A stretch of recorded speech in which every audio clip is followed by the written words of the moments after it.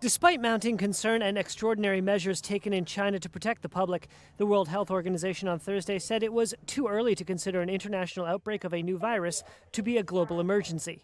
Speaking in Geneva, the WHO director said, quote, "This is an emergency in China, but it has not yet become a global health emergency. It may yet become one." The WHO announcement comes as China imposed unprecedented measures to control the newly identified coronavirus. Most public transport in the city of Wuhan, population 11 million, was suspended on Thursday and people were told not to leave.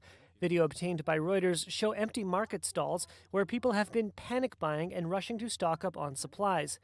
One Wuhan resident, originally from South Africa, shot this video from the city's airport while trying to leave the city. Most of the railway stations are actually closed, so people coming to the airport will have to make alternative arrangements. So it's difficult to travel around today due to the virus.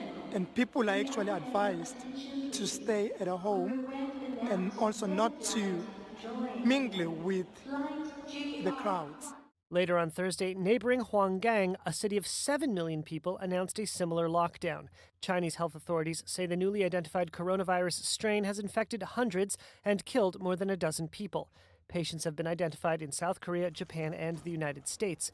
Airports across the globe have started screening travelers. While the WHO adopts a wait-and-see approach to the outbreak, health officials speaking in the World Economic Forum in Switzerland cautioned that while the illness appears to be less fatal than the recent SARS virus, it could be more contagious.